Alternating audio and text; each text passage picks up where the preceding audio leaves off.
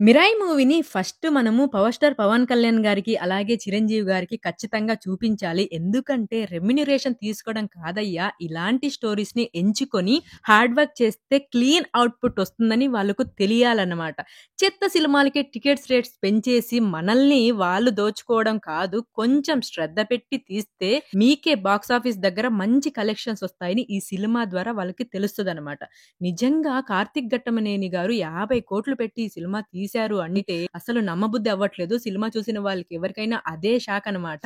ఆ వీఎఫ్ఎక్స్ కానీ, ఆ గ్రాఫిక్స్ కానీ అబ్బబ్బబ్బబ్బా! భలే ఉన్నాయి. నాకైతే చాలా అంటే చాలా బాగా నచ్చింది. 'హనుమాన్' మూవీకి ఎంత ఎక్సైట్‌మెంట్ అయ్యానో ఈ మూవీ కూడా సేమ్ అంతే ఎక్సైట్‌మెంట్‌తో వెళ్ళాను. అంతే సాటిస్ఫాక్షన్ ఇచ్చింది నాకు. 'మిరాయి' మూవీ స్టార్ట్ అవ్వడమే మన 'ప్రభాస్' అన్న వాయిస్‌తో స్టార్ట్ అవుద్ది. అప్పుడొస్తాయి చూడండి థియేటర్స్‌లో విజిల్సే విజిల్స్. ఇంతకీ స్టోరీ ఏంటంటే, కళింగ యుద్ధం చేసిన అశోకుడు ఆ పరిస్థితిని చూసి తట్టుకోలేక బాధపడుతూ, తన దగ్గరున్న శక్తి మొత్తాన్ని ఇలా ఎప్పుడూ జరగకూడదని ఒక 9 గ్రంథాల్లో రాసి ఉంచుతాడు. అయితే ఆ 9 గ్రంథాలకు 9 మంది యోధుల్ని కాపలాగా పెడతాడనమాట. ఇక ఇక్కడి నుంచి స్టోరీ ప్రెజెంట్‌కి వస్తుంది. ఆ ప్రెజెంట్‌లో ఆ గ్రంథాలన్నీ తీసుకొని దేవుడుగా మారాలని ఎవరో ఒకరుంటారు కదా! అలాగా మన మనోజ్ అన్నయ్య వెతకడం స్టార్ట్ చేస్తాడు. అయితే ఆ 8 గ్రంథాలు ఏవైతే ఉన్నాయి అవి మన మనోజ్ అన్నయ్యకి ఎలా దొరికాయి? ఇంతకీ ఈ 9వ బుక్ ఏంటి? దాని రహస్యం ఏంటి?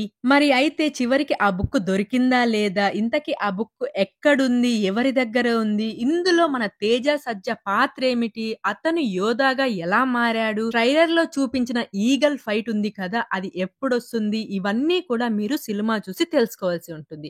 ఎందుకంటే ఎక్కువగా చెప్పాననుకోండి మళ్ళీ స్పాయిలర్ అవుతది మూవీ. సో, అందుకనే మీరు సినిమా చూసి తెలుసుకొని వచ్చి కూడా కామెంట్ చేయొచ్చు. సో, ఇక సినిమా ఎలా ఉంది అంటే చాలా బావుంది. వీఎఫ్ఎక్స్ కానీ, రైటింగ్ కానీ, స్క్రీన్ ప్లే అన్నీ బావున్నాయన్నమాట. ఇక ఫ్యామిలీతో చూడొచ్చా అంటే హ్యాపీగా చూడొచ్చు. ఎటువంటి అడల్ట్ కంటెంట్ లేకుండా చాలా క్లీన్‌గా ఉందన్నమాట. సినిమా ఈవెన్ చిన్న పిల్లలు కూడా ఎంజాయ్ చేసేలాగే ఉంది. ప్రాణం పెట్టి తీశారు. 'కార్తీక్ ఘట్టమనేని' డైరెక్టింగ్ అయితే చాలా అంటే చాలా బావుంది. ఒక న్యూ కైండ్ ఆఫ్ వరల్డ్‌ని క్రియేట్ చేసి అందులో మనం కనెక్ట్ అయ్యేలాగా క్యారెక్టర్స్‌ని డిజైన్ చేసి ఫ్రేమ్స్ కానీ, మూవీ స్టార్టింగ్ టు ఎండింగ్ ఏదో విధంగా మనల్ని ఇంప్రెస్ చేసేలాగా చేసిందనమాట ఈ మూవీ. కొన్ని సినిమాలు ఎలా ఉంటాయి అని అడగకూడదు. వాటిని ఎక్స్‌పీరియన్స్ చేయాలి అంతే.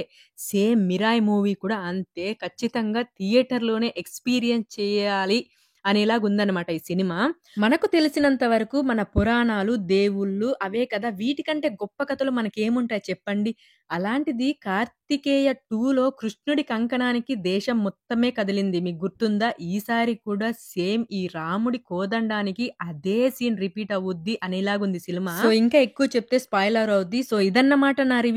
నా రివ్యూ గనక మీకు నచ్చినట్టయితే లైక్ చేసి, షేర్ చేసి, సబ్స్క్రైబ్ చేసుకోండి. అసలు డిసప్పాయింట్ చేయను. ఇంకొక రివ్యూతో మళ్ళీ కలుసుకుందాం. తప్పకుండా అందరూ ఒకసారి 'మిరాయ్' థియేటర్‌లోనే చూడండి. చాలా బాగా నచ్చుతుంది. Thank you. జై హింద్.